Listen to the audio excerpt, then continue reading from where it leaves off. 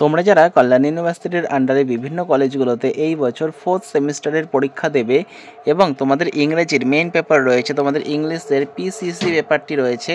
তো আজকে তোমাদের এই ইংলিশের মেইন পেপার অর্থাৎ পিসিসি পেপার থেকে গুরুত্বপূর্ণ কিছু 2 নম্বরের প্রশ্ন এবং উত্তর আলোচনা করব। তো তোমাদের যে প্রথম টেক্সট রয়েছে, টেক্সটের নাম হচ্ছে ইউলিসিস। এই ইউলিসিস থেকে তোমাদের কিন্তু 2 নম্বরের প্রশ্ন উত্তর আলোচনা করব। আর যারা মনে করছে এই পিডিএফ কপিটা সংগ্রহ করবে, এর মধ্যে তোমরা 2 নম্বর, 5 নম্বর, 10 নম্বরের সমস্ত প্রশ্ন উত্তর সহ পেয়ে যাবে সমস্ত টেক্সটের থেকে। সম্পূর্ণ নতুন সিলেবাসের উপর ভিত্তি করে এই পিডিএফটা রেডি করা হয়েছে। তো তোমরা স্ক্রিনে দেওয়া নম্বরে 200 টাকা পেমেন্ট করে হোয়াটসঅ্যাপে তার স্ক্রিনশট পাঠাও, তোমাদের পিডিএফ কপিটি পাঠিয়ে দেওয়া হবে। তো দেখো, প্রথম যেটা রয়েছে ইউলিসিস থেকে, Ulysses is not happy to perform his duties as a king, why? তো ইউলিসিস তার রাজা হিসাবে দায়িত্ব পালন করাতে খুশি নয়, হোয়াই, কেন? উত্তর দেখো, ইউলিসিস লংস ফর অ্যাডভেঞ্চার। তো ইউলিসিস যে অভিযান, দুঃসাহসিক অভিযান, সেগুলো করতে চায়। He wants to travel to new places, তে বিভিন্ন নতুন নতুন জায়গায় যেতে চায়, ট্রাভেল করতে চায়। So he is not happy to perform his duties as a king, তাই সে খুশি নয় রাজা হিসাবে নিজের দায়িত্ব পালন করে। What does he think of the people of his kingdom? তো ইউলিসিস তার নিজের রাজ্যের মানুষদের সম্বন্ধে কী ভাবে? উত্তর দেখো, Ulysses thinks that the people of his kingdom are savage and they only eat and sleep. তো ইউলিসিস মনে করে তার রাজ্যের যেসব মানুষরা বাস করে তারা কেবলমাত্র ঘুম এবং খাওয়া, এটাকেই তারা প্রায়োরিটি দেয়, এটাকেই তারা পছন্দ করে। And also they do not know Ulysses as he is always on adventurous wars and voyages. এবং সে তাদের রাজি ইউলিসিসকেও জানে না, যে কিনা সবসময় দুঃসাহসিক কোনো যুদ্ধ বা অভিযানে যায়। What has Ulysses gain from his travel experience?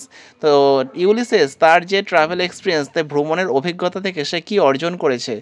Ulysses has travelled far and wide, gaining knowledge of various places, cultures, men and matters. Ulysses বিভিন্ন জায়গায় ঘুরে সেই জায়গার মানুষদের সম্বন্ধে, সেখানকার সংস্কৃতি এবং বিভিন্ন বিষয় সম্বন্ধে জ্ঞান লাভ করেছে।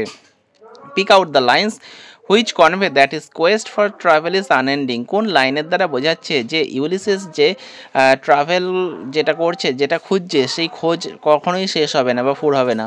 কোন লাইনের মাধ্যমে প্রকাশ পেয়েছে? উত্তর দেখো, I can not rest from travel, এটি for ever and for ever when I move. This lines convey that is quest for travel is unending.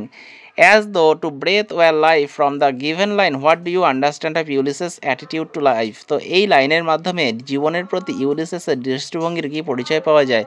কি বলছে দেখো, as though to breathe were life means idle life। এই জীবনটাকে এটার অর্থ হচ্ছে মানে কেবলমাত্র নিঃশ্বাস নেওয়ার জন্য বাঁচা, এটার অর্থ হচ্ছে অলস জীবন।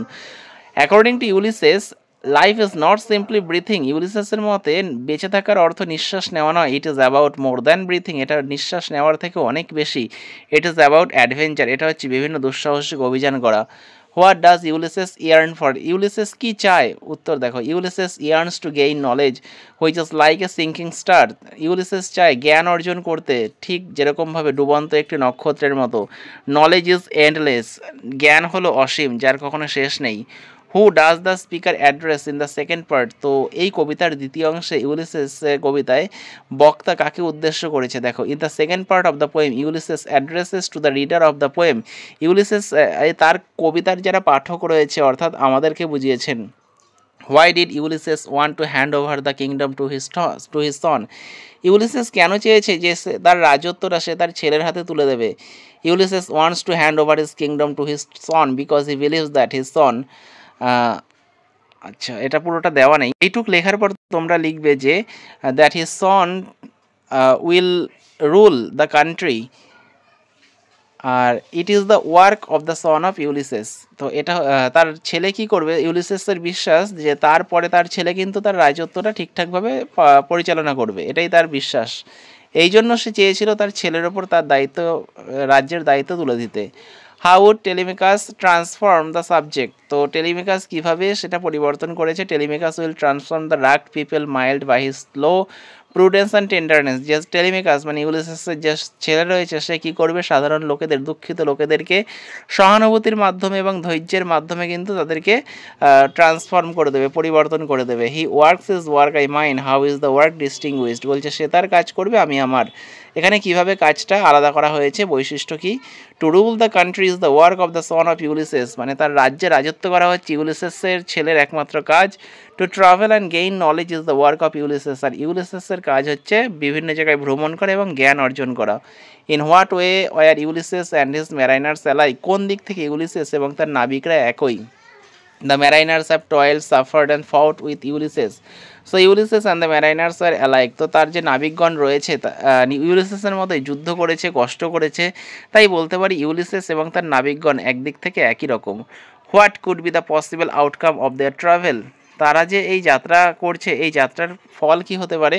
দেয়ার are two possibilities of their travel, তার এই যাত্রার দুটো সম্ভাবনা রয়েছে। The gulfs may wash them down and they may die, যে সমুদ্র রয়েছে তাদেরকে কিন্তু ডুবিয়ে দিতে পারে এবং তারা মারা যেতে পারে। They may reach the happy isles and meet the great Achilles, এছাড়াও তারা কি হতে পারে যে তারা খুব সুন্দর জায়গায় একটা পৌঁছে গিয়ে মহান কোনো ব্যক্তির সঙ্গে তাদের দেখা হতে পারে।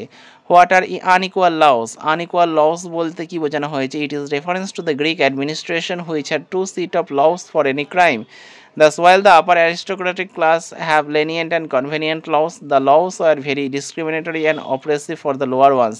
তো দুই রকমের আইন চালু ছিল, উচ্চ বংশীয় যারা তাদের জন্য এক রকমের সহজ সরল আইন চালু ছিল, তাদের পক্ষে ছিল, এবং যে আইনটা লোয়ার ক্লাসের জন্য ছিল সেগুলো ছিল হচ্ছে বৈষম্যমূলক, তাদের ওপর বিভিন্ন রকমের অত্যাচার করা হতো।